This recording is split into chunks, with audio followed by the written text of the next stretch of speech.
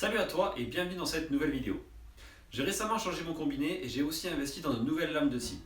Et avec certaines d'entre elles, j'ai clairement eu des résultats qui sont pas terribles. Dans cette vidéo, je vais te dire comment j'ai choisi mes lames, je vais faire un test de manière à ce que tu vois les résultats qu'on peut obtenir avec, et surtout je vais te dire les plus grosses erreurs que j'ai faites pour que tu puisses faire le bon choix.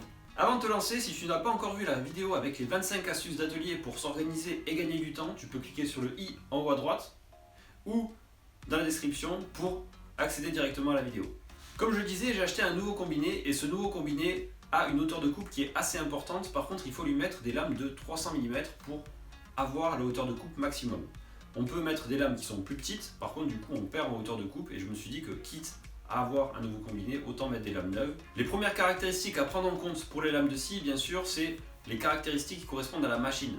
Moi par exemple, je peux mettre des lames de 300 sur ma scie sous table, mais si du coup tu as des lames de 254 qui sont possibles, il ne faut pas mettre plus. On peut mettre moins, c'est-à-dire qu'on peut très bien mettre une lame de 216 sur une machine qui en accepte jusqu'à 254. Il faut regarder les caractéristiques techniques de l'appareil, mais en règle générale c'est possible. Moi par exemple, je peux mettre des lames de 300, mais je peux aussi mettre des lames de 254, ça pose pas de problème. Deuxième caractéristique ultra importante bien sûr, c'est l'alésage, c'est-à-dire la taille du trou du milieu. Donc là c'est des trous de 300, mais il faut voir un petit peu les trous de ta machine, donc il ne faut pas se planter parce que sinon ce ne sera pas compatible, très embêtant. Dernière caractéristique qu'on souvent on néglige, c'est l'épaisseur de la lame, parce que du coup si on prend une lame qui est trop fine, donc là c'est des lames de 32 mm de large, mais si j'en prends une qui est plus fine, le couteau diviseur qui est monté sur la machine va être trop large, et donc du coup j'aurai la possibilité bien sûr de couper, mais au niveau du couteau diviseur ça ne passera pas, donc il faut bien prendre en compte cette caractéristique. Maintenant qu'on a sélectionné des lames qui vont forcément aller sur notre machine, il va falloir se poser la question finalement qu'est-ce qu'on va couper. Alors là aujourd'hui on va se concentrer sur du bois massif, mais il faut avoir conscience qu'avec des lames de scie circulaire on peut très bien couper de l'aluminium, on peut couper du cuivre, on peut couper bien sûr les mélaminés, contreplaqués, etc. Mais là aujourd'hui on va plutôt se concentrer sur la partie bois massif. Donc pour la matière maintenant, la matière on a soit des lames dites en acier rapide, donc c'est pas vraiment les lames, parce que toutes les lames sont en acier, mais c'est la denture, les dents qui sont en acier rapide, c'est-à-dire que c'est une partie en acier qui est aiguisée, par contre le tranchant ne tient pas longtemps, et il va falloir souvent passer chez l'affûteur, par contre elle coûte un petit peu moins cher. La deuxième solution, c'est la solution que j'ai moi abordée, c'est les lames en carbure, donc en fait c'est la denture, la dent qui est en carbure de tungstène, qui est beaucoup plus résistant, donc avec un tranchant qui va tenir beaucoup plus longtemps que l'acier rapide. Par contre, du coup, ça coûte un petit peu plus cher, il faut mettre un petit peu plus d'argent à l'achat. Et ensuite, dernière caractéristique la plus importante, ça va être la denture. Donc, soit on part sur des dentures dites droites et trapézoïdales, donc c'est-à-dire que, je vous mets la forme ici, ça veut dire qu'on a la dent trapézoïdale qui elle va faire le tranché et la dent droite qui va faire la finition. C'est souvent utilisé pour du mélaminé, ça donne des finitions de coupe qui sont vraiment top. En plus on met avec un angle d'attaque relativement faible et ça permet vraiment d'avoir des finitions top. Par contre, sur du bois massif, elles vont un petit peu être à la traîne, donc c'est pas le genre de lame que moi je vais privilégier. Moi je suis parti sur des lames à biseau alterné, c'est-à-dire qu'en fait elles ont un coup un tranchant d'un côté, un coup un tranchant de l'autre, et en règle générale, moi ça me permet vraiment d'avoir de bonnes finitions quand même et avoir un bon débit sur les découpes. Les dernières caractéristiques, la plus importante bien sûr, c'est le nombre de dents. Mais en fait c'est pas tant les dents qui vont compter, mais c'est surtout l'espacement entre deux dents. Donc ça veut dire que c'est, on appelle ça le pas, l'espacement qu'il y a entre deux dents. Plus le pas va être grand et plus on aura la capacité d'enlever des copeaux, par contre moins la finition sera bonne. C'est-à-dire qu'avec une lame 24 dents 300 mm, j'aurai une finition qui sera moins bonne, théoriquement, qu'avec une lame 48 dents de 300 mm. Par contre, on ne peut pas comparer une lame de 24 dents 300 mm avec une lame de 24 dents de 254 mm. Comme le pas n'est pas le même, la finition ne sera pas non plus la même. Donc si je prends un exemple, avec une lame de 130 mm et 24 dents, j'aurai une finition qui sera à peu près la même qu'avec une lame de 250 mm et 48 dents, ou alors avec une lame de 300 mm et 60 dents. Donc vous voyez que plus la lame est grande et plus il faudra mettre de dents pour conserver le même pas et donc la même qualité de finition. Donc parfois ça peut valoir le coup, si vous voulez une lame de finition, d'acheter une lame qui sera plus petite, qui rentre bien sûr sur votre machine mais plus petite, parce que ça va vous permettre d'avoir une meilleure finition avec un même nombre de dents et donc du coup un coût qui sera plus faible. Donc ça c'est la première des choses, ne pas se faire avoir avec le nombre de dents, il faut quand même se poser la question finalement, effectivement il y a beaucoup de dents mais est-ce qu'il y en a suffisamment par rapport à la taille de la lame? Ceci étant dit, je te propose de passer au test. Alors pour le test, moi j'ai mes 4 lames de scie Ici j'ai 24 dents, 48 dents, 72 dents, entrée de gamme, pas cher, et c'est celle-ci mon erreur, je t'en reparlerai tout à l'heure, et 72 dents de qualité premium, c'est-à-dire que celle-ci coûte quand même assez cher.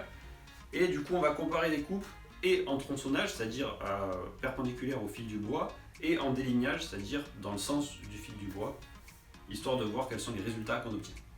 Alors petite particularité, avant d'attaquer, sur la lame ici de 24 dents, c'est une lame donc de débit.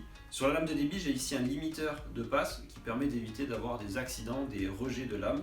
Donc c'est intéressant quand on a ici très peu de dents parce qu'on a des risques d'avoir des gros morceaux de bois qui seraient extraits.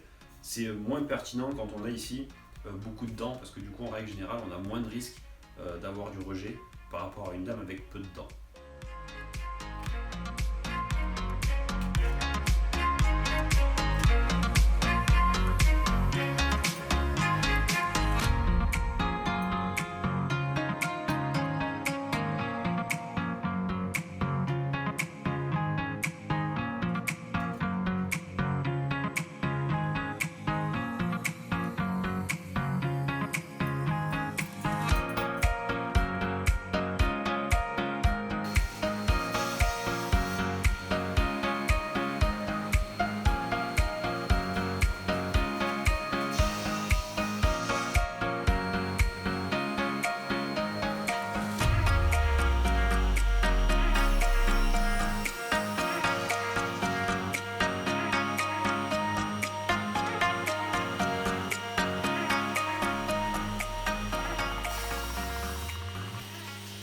Maintenant qu'on a fait les découpes, regardons de plus près les résultats.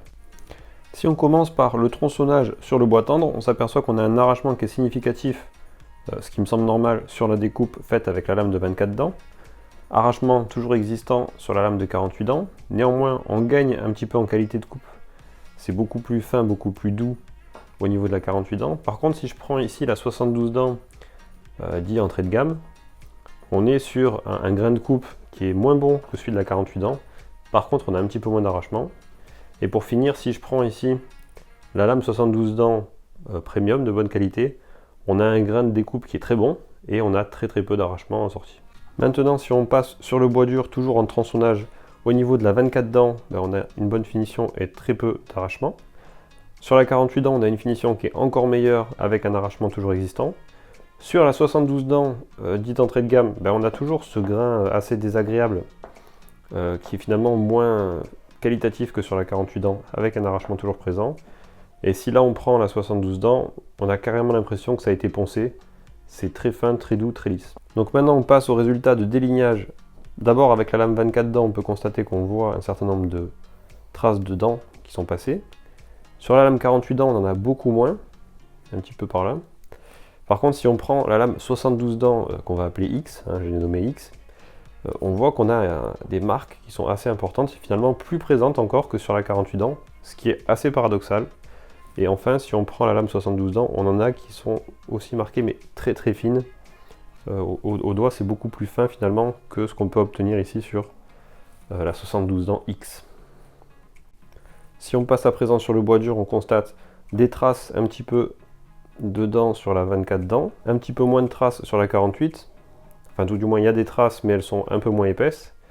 Et sur la 72 dents X, on voit qu'on a un nombre de traces qui est significatif avec une profondeur qui est relativement importante, tout du moins aussi importante que celle qu'on a finalement sur la 48 dents. Et enfin, si on passe sur la 72 dents, là on a une finition qui est relativement fine, on n'a pas de problème de finition. Et maintenant, si on regarde le résultat sur du mélaminé, donc sur la 24 dents, on constate qu'on a quelques petits éclats sur le côté. Sur la 48 dents, on a aussi des éclats qui sont présents. Sur la 72 dents X, on a à peu près les mêmes éclats que sur la 48 dents. Et enfin, si on regarde la 72 dents Premium, on n'a aucune marque, c'est parfaitement lisse, le résultat est nickel. Alors qu'est-ce qu'on peut conclure de ces tests? On s'aperçoit que si on reste sur des qualités plutôt premium et qu'on prend de plus en plus de dents, on augmente le nombre de dents, on a toujours une qualité qui augmente avec un niveau de finition qui est de mieux en mieux. Par contre, si on prend des lames qui sont moins chères, donc là c'est pour la 72 dents X, elle est de l'ordre de moins 30% par rapport au prix du marché, ou du moins par rapport au prix premium, on s'aperçoit que finalement on ne gagne pas en qualité de coupe et on a à peu près le même résultat qu'on aurait si on avait pris beaucoup moins de dents, ce qui est un petit peu paradoxal et ce qui est finalement assez gênant, c'est quand on prend une lame de 72 dents, c'est pour avoir une finition qui y correspond.